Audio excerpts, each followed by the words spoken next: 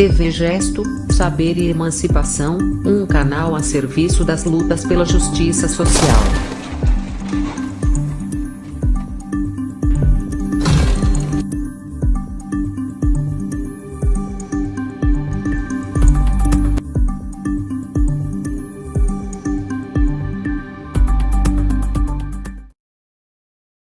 O populismo penal é uma prática política de reação estatal, uma suposta desordem social que ela mesma contribui para engendrar.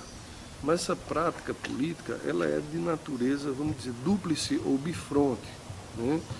Por quê? Primeiro, no plano microsocial, ela não deixa de ser uma afirmação do poder de vingança da classe dominante que colonizou as instituições. Quando eu falo de instituições, estou falando da mídia, do Estado, da escola, da religião, e que se manifesta pela via da repressão. Segundo, no plano macrosocial, o populismo é uma tentativa de conservação de um modelo sociometabólico, de um modelo socioeconômico que, sob o argumento de ordenação do social, reproduz as desigualdades sociais como condição de manutenção do poder, seja de uma elite econômica que controla aí o processo de acumulação capitalista, seja também de uma elite burocrática estatal que é empregada para alimentar essa estrutura. Então, no frigir dos ovos, o populismo penal é uma política do vale tudo, inspirada num direito penal repressivo, num moralismo, digamos assim, recluso-centrista, num punitivismo marcado pelo instinto da autoridade arbitrária, aquela autoridade encarceradora e utilitarista do tipo que adota uma prática judicial e policialesca que suporta a velha tese de que os fins justificam os meios. É nesse campo, por exemplo, que se admite algumas vezes uma delação premiada fora dos padrões, como acontecimento de execração espetaculosa, escancarada, com redução ou mesmo desprezo às garantias constitucionais, o endurecimento da pena e de outros rigores desproporcionais. Então, é esse populismo penal que chancela condutas abusivas festejadas pela mídia fascista, tais como a mídia que festeja a indevida interceptação telefônica, o vazamento seletivo, né, as conduções coercitivas, as buscas domiciliares vexatórias, a violação e o constrangimento aos advogados de defesa, etc. Enfim, portanto, o populismo penal é uma falta de resposta do Estado e também da sociedade, né, para os problemas sociais, né, além de se configurar um atestado de falência de um modelo social que recusa e impede o salto qualitativo para um modelo novo. Que modelo novo é esse? Um modelo que invista no ser humano, na justa distribuição dos bens materiais, na inclusão social pela educação, pela saúde, pela moradia digna, pelo acesso aos transportes, etc. Os mais afetados pelo populismo penal, obviamente, que são os mais pobres, os moradores de periferia, os negros, menos aptos a uma defesa processual de blindagem contra as arbitrariedades, contra o escárnio, o achincalhe público, a indiscrição e muitas vezes até, digamos, o sarcasmo da autoridade, né? Então, contra também a violência que a mídia chancela, né? Isso faz com que aqueles que são mais vulneráveis diante do ataque do Estado se tornem mais frágeis ainda. O populismo penal, além de mascarar, ele também reproduz as desigualdades e a injustiça vem gerando um genocídio que afeta sobretudo os jovens negros, né, conforme mostra o Atlas da Violência de 2017 do Fórum Brasileiro de Segurança Pública, que revela que a cada 100 pessoas assassinadas, 71 são negras, né? De 2005 a 2015 foram quase 320 mil jovens negros assassinados.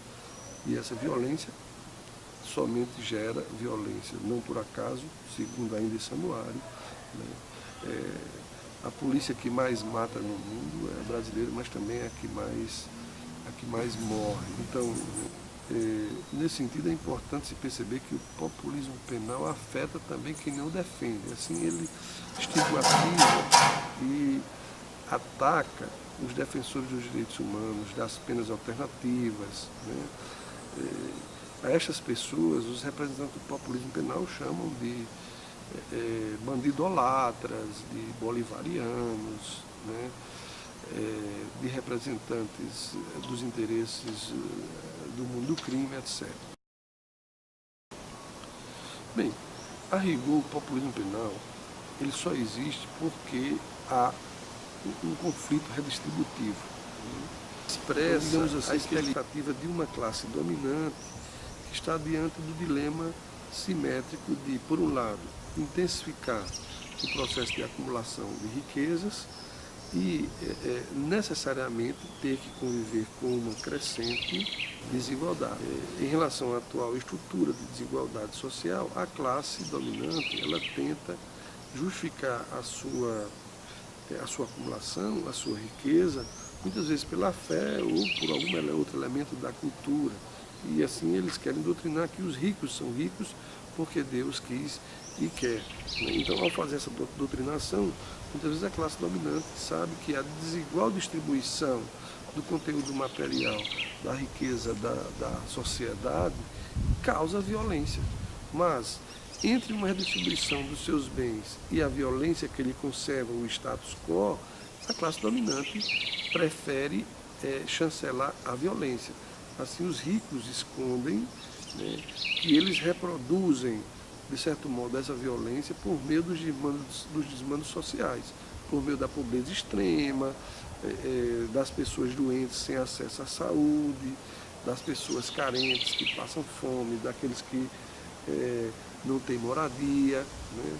Então, tudo isso causa o que nós chamamos de questão social. E é dentre as velhas alternativas para a solução da questão social, né, de que está a questão de polícia, né? Aí é que entra o populismo penal. Ele não vem para resolver os problemas de redistribuição das riquezas sociais, né? Ele não vem para tratar das causas da desordem e da desigualdade social, mas para culpabilizar e punir severamente as pessoas que são os frutos geradores da desigualdade social. A desigualdade dessa perpetrada, obviamente, pelo conflito distributivo, né? O populismo penal, ele reproduz a injustiça na medida em que ele alimenta também um tribunal midiático que joga todo dia, vomita mordazmente brasas ao pré-julgar, de modo a ridicularizar espalhafatosamente e a estigmatizar as pessoas, condenando inocentes de forma ruidosamente humilhante, ou mesmo sentenciando de forma sádica, desproporcional e com violação ao devido processo legal. Isso quer significar que ele reproduz injustiças ao carregar energias para direcionar toda a força do Estado para a vingança e para a punição contra os mais pobres e também para a satanização ou demonização das periferias. Sim, o populismo cria um oportunismo do tipo, como eu chamei aqui, do tipo fascista, quando, por exemplo, ele espetaculariza e alardeia o combate à corrupção, pois a luta contra a corrupção deve envolver uma atitude discreta da autoridade, uma discrição na atividade investigativa judiciária. Do contrário, ela se transforma numa histriônica bandeira de luta da mídia a pautar as ações da justiça. A rigor, a grande mídia, a mídia hegemônica, que não raro é controlada pelos verdadeiros corruptos, né, é a mesma mídia parcimoniosa que seleciona aqueles que deverão ser o alvo da corrupção, né, do combate à corrupção. Isso decorre que, não raro, os verdadeiros corruptos ficam a salvo e só em assumir a função de justiceiros maquiavélicos, atribuindo ao inimigo aquilo que é próprio, né, da prática de quem acusa. Então, isso nos coloca diante do desafio de desconfiar de todo discurso moralista que visa tratar o fenômeno da corrupção de forma bravateira, né, segundo o ritmo do toque de clarim e do rumbear de tambores. Né.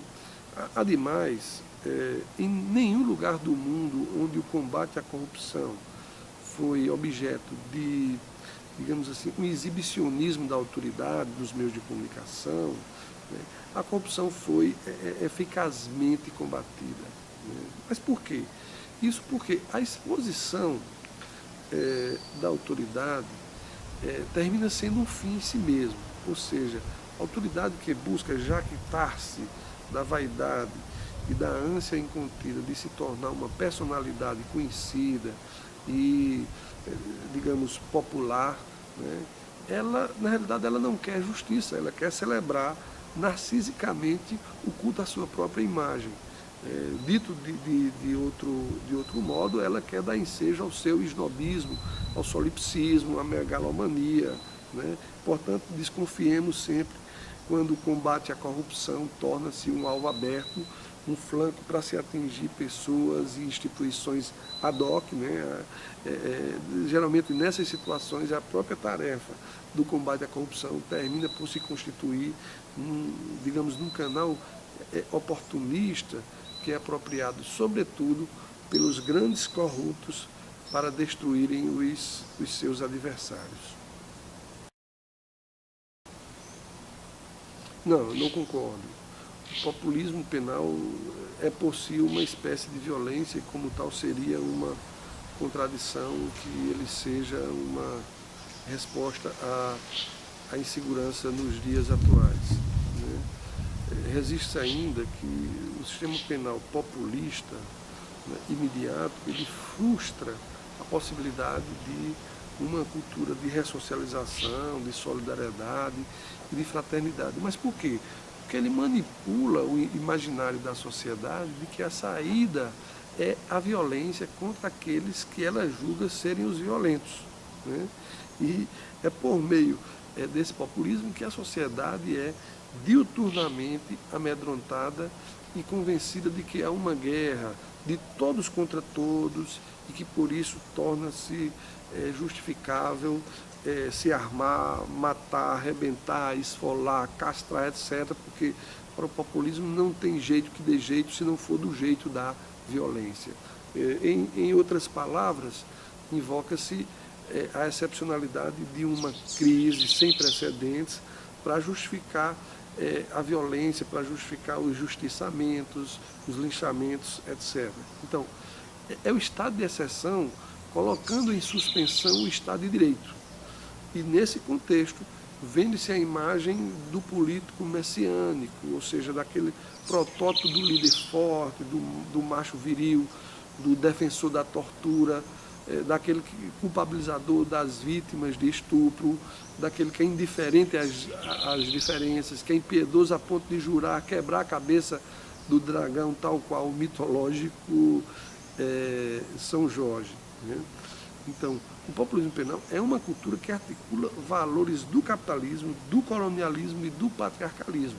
É sobre esse conjunto articulado de influências que os populistas eles atacam o feminino, colocam o feminino como sintoma de fracasso, da desordem e malemolência. E é nesse contexto que se enaltece o macho truculento, o mantenedor da ordem a qualquer custo, né, e o detentor de um poder superior sobre a mulher.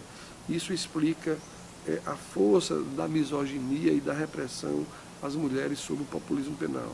Essa repressão está bem patente, por exemplo, no discurso da vitimologia que coloca as mulheres como quase merecedoras do estupro, né, que são vítimas em razão do que eles alegam de comportamento sensual, ou comportamento provocador, ou comportamento inapropriado. O populismo penal goza de um prestígio entre setores da mídia, da religião, entre conservadores com vínculos religiosos que alimentam o ódio contra pessoas marginalizadas, ao propor ideias absurdas, como, por exemplo, a cura gay, o fechamento dos terreiros de candomblé, a proibição na contratação de professores homossexuais para o ensino fundamental. Isso ganha eco atualmente no chamado neopentecostalismo e o neoevangelismo, né, de índole conservadora, principalmente de índole norte-americana. Né. Ambos estão a disseminar, portanto, a crença de que você deve destruir uma materialização de uma missão divina que teria sido atribuída, a missão essa que teria sido atribuída a cada cristão. Eu vi recentemente a história de um procurador da Lava Jato, né, que compareceu a uma igreja em Minas Gerais e foi apresentado por um pastor midiático que falava que nunca ninguém mais importante teria pisado antes naquele templo, naquela igreja. Né? E eu fiquei pensando sobre isso. Poxa vida, um procurador que foi mencionado fez a sua pregação, né? Fez uma apresentação pirotécnica lá com um PowerPoint cheio de imagens impactantes, dizendo-se que estava ali porque teria recebido, né, uma missão do profeta bíblico Neemias, né, que teria a missão de reconstruir com tijolos e espadas os muros de Jerusalém e destruir o demônio. Né? Veja que na fala dessas pessoas há uma lógica de destruição do outro, de emparedar o inimigo, que não raro é sempre escolhido seletivamente. Né?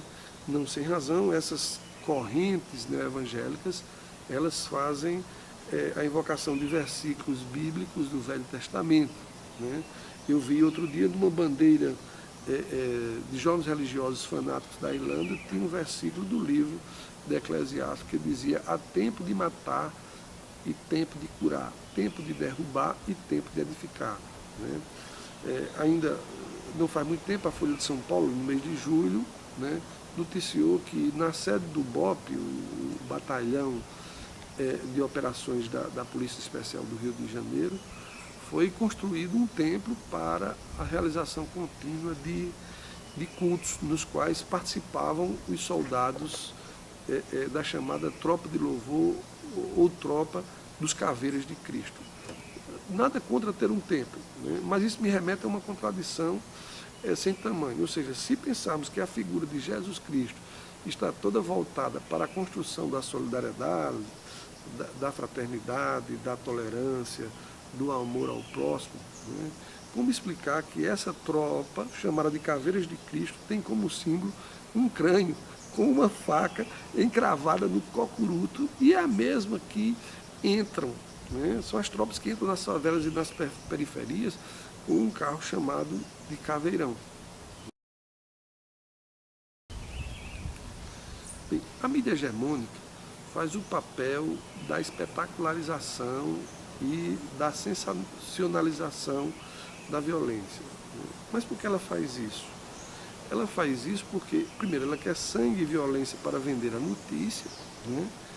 E ela faz isso não é porque a população gosta, mas porque ela tenta convencer a população de que há uma situação de descontrole, há uma situação de guerra urbana, né? E por óbvio as pessoas ficam impactadas sob o temor de serem as próximas vítimas, né? E aí elas são estimuladas a crer que nessa guerra é preciso tomar lado, é preciso tomar o lado da violência útil. E é esta mesma mídia que faz a população acreditar que está faltando uma polícia mais de pulso forte, mais truculenta, que venha para esmagar a cabeça do inimigo, que está faltando aquele político também de mão de ferro, capaz de legitimar qualquer tipo de violência para resgatar o primado da ordem. Né? Então, não deixa de ser aí uma mídia carniceira que ajuda a entupir os fluxos das redes sociais com um apelo de indignação estéril e um clamor cínico. Né? Então, esse clamor reflete a postura também de parte de um judiciário, né, que se mostra impotente para o fato de que a maioria dos reclusos é composta de, por exemplo, presos provisórios, ou que mais da metade desses ainda não foram sequer julgados. Né? Então, tudo isso é reflexo também da atuação de uma elite egoísta, intolerante, antidemocrática, que ao invés de patrocinar as políticas públicas de inclusão social, que precariza a relação de trabalho, pauperiza a população e também, ao invés de pagar seus impostos, né, para se construir mais escolas, mais hospitais, mais moradias, né, ela se aboleta do Estado ou controla para chancelar a sonegação, patrocinar campanhas, para falar de combate à corrupção, ao invés de estimular uma sociedade para a paz, uma sociedade que combata o preconceito, que combata o fundamentalismo da bala, né? Uma sociedade que tenha mais amor, que seja desarmada, uma sociedade que inclua os sem direitos, os encarcerados, que inclua aqueles que sofrem da miséria, que ressocialize, né? Essa sociedade que utiliza a prisão como uma forma de dar sumiço ao corpo dessa gentalha, né, desses negrinhos da periferia, essa sociedade é que tem que ser superada. Bem, de logo afirmo que não há nada de errado o magistrado manter uma relação com a mídia para esclarecer a população sobre os seus direitos, né? Ou seja, para dar a conhecer a população sobre a justiça, ao cidadão, etc. Né? Aí a Rede Justiça, a TV Justiça. O que preocupa é quando o juiz ou o procurador, em sua atuação pautada pela mídia, ele se transforma num instrumento de justiça de exceção, né? Então, assim, não pode um procurador construir, né, uma imagem ilusória e convocar a imprensa para realizar um pré-julgamento repleto de achismos, né? Então, não pode também o magistrado. A mídia que chancela esse populismo penal é a mesma que serve de palco alegórico para esses histriônicos atores, né? Seja juiz, procurador, advogado, né? Aqueles que estão entumecidos da vaidade e que vão para lá para se vangloriar de seus feitos e posarem de salvadores da pátria, tal qual aqueles expedicionários que retornam das trincheiras do cumprimento de uma, digamos assim, de uma missão histórica e cívica e que por isso reivindicam os louros dos heróis de guerra, né? Esses profissionais de direito, né, alguns têm até fã-clube na internet, né, não desejam ser apenas profissionais de direito, né? Eles buscam, sobretudo, o status de um superstars, né? O status de justiceiros e de, digamos assim, de estrelas midiáticas.